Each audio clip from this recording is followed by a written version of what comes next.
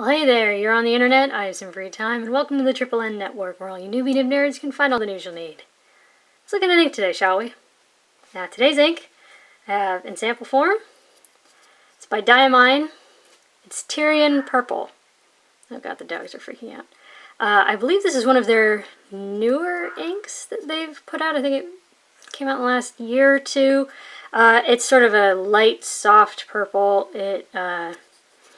Yeah, honestly, what drew me to it wasn't that it was new or that it was purple. It was that, I bet you can guess. By the way, Peter Dinklage and I attended the same school. Anyways, two pens I used.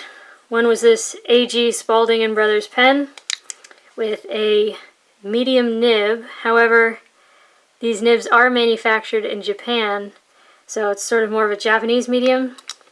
However, this time it looked more like, you know, but also this JinHao X450. I broke the internal white cap, so, I mean, this could practically fall out from gravity. Something to be aware of. But yeah, I love my X450s because they tend to be pretty broad and pretty wet, and this one most certainly is. Now, there's something about this ink that I can't quite put my finger on that makes it fairly unique. It's purple, it's definitely purple, but it's got like this like maroon to it. You know, usually there's maroons that sort of hint towards purple. This is a purple that has hints of maroon. So here's Tyrian. Here's Noodler's Burgundy, which is probably closer to a magenta, I'd say. But yeah, here's Diatramentus Thomas Alva Edison, which is kind of similar, maybe a bit darker. I did not have the best results with that. Here's Noodler's Black Swan and Australian Roses from, I have a bottle of this, but mine was so purpley magenta that it's the reason I haven't tested it yet, because, I don't know, I think something might have gone wrong with my bottle. But yeah. And then lastly, Diamine Merlot, which is definitely a maroon, a deep maroon that hints towards purple. I might even call it a purple. So these are sort of like the opposites of each other. But yeah. Alrighty, so chromatography. Kind of an interesting chromatography, not gonna lie. Now, you can very clearly tell where the initial drop of water was put. It's sort of a slate lavender? I don't know, it's somewhere between gray and purple, like a soft purple, and then it goes up into what is almost an orangey, pinky, sort of like salmon-y color almost, into this bright pink right up at the top.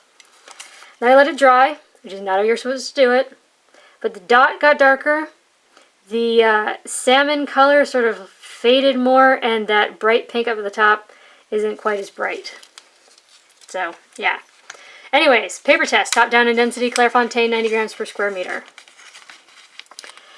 There's something about this ink. I can't quite put my finger on it. It's, I don't know. I don't know any purples quite like this. It approaches undersaturation at some points. I mean, there it almost starts to look undersaturated. There maybe, but where it's laid on thick, it doesn't look undersaturated at all. And there is some very lovely shading. There's a mild halo effect where you really lay it on thick. The AG Spalding took 8 seconds to dry. The Broad and Wet JinHao took 18. It's a pleasant color. It's easy to read. It's well behaved on here. No bleed, no feather, no spread, no echo, no sheen. It was slightly wet. It was just on the side of wet. And, okay, I don't know what happened. Oh, yeah, it got under the paper and started doing weird stuff. So let's just look at the top then. You can see that slate, that purpley slate at the center is pretty clear and pretty there, and everything else just washed away. It did dye the page a little bit. Now, next up is Fabriano Favor, which I love because it tends to sort of display the best parts of an ink. And here it certainly did. It's wonderful shading. This almost looks like a wine color.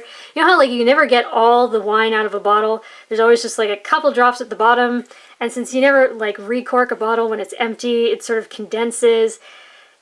Yeah, that's kind of what this looks like. It, like super condensed last couple drops of wine, purpley. I mean, it would have to be something dark like a Syrah, but anyways, The AG Spalding took 8 seconds to dry. The Broad and Wet JinHao took 15, and I really hope I can get this on camera. Please, camera, just work with me today. Why? There's this bright gold sheen that's like, it's not like yellow gold, it's, you know, more true gold, like 24 karat gold. It's got more orange in it. And there's just this fantastic contrast of purple, you know, just generally associated with royalty, and gold, and it's just this great contrast. But anyways, there's a halo. Again, at some points it almost starts to approach looking undersaturated, but where it's laid on thick, it's wonderful and dark. You get a lot of pleasant shading in the writing. Very readable, very there. Very well behaved, no bleed, no feather, no spread, no echo. I don't really think there's any sheen, except maybe in the scrubby where I was laying it on pretty thick to try and get that halo more noticeable. Not that my camera will work with me today. But yeah, this water test, I think it might be the worst we're going to see. But, I mean, you can still make out the words. If you absolutely had to recover this, you could. Did dye the page a little bit. The broad is, you can tell which lines were the broad and which dots were the broad. But, you know, more ink you put down, the more there is to remain. Next up is Rhodia, 80 grams per square meter. And this was from a piece of paper that was near the bottom of the block.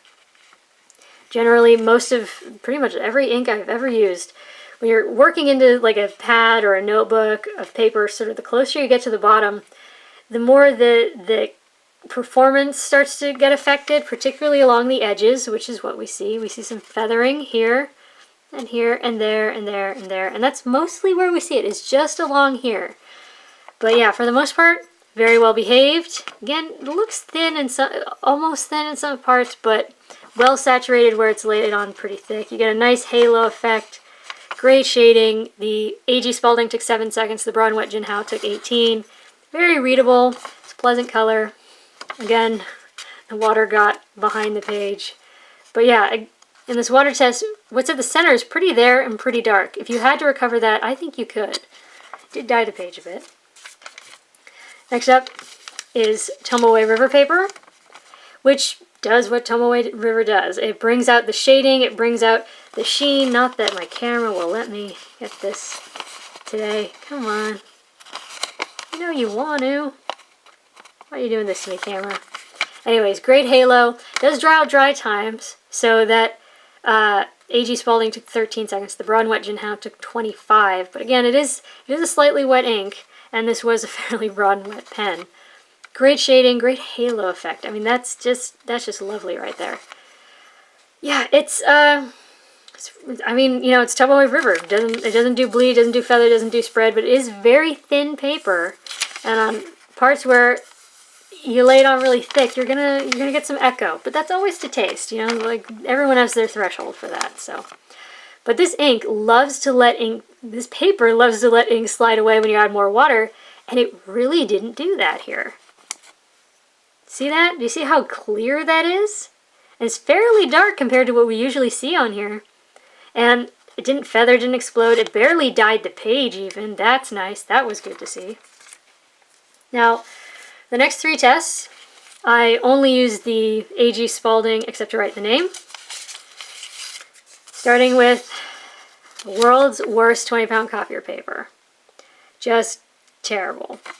Now, we're going to see a lot of feathering, and we're going to see a lot of spread. I mean, look, this is the Broad and Wet JinHao. That is practically the same size. That is nothing alike. The line width got a lot broader. You have no shading left at all. Got a little woolly.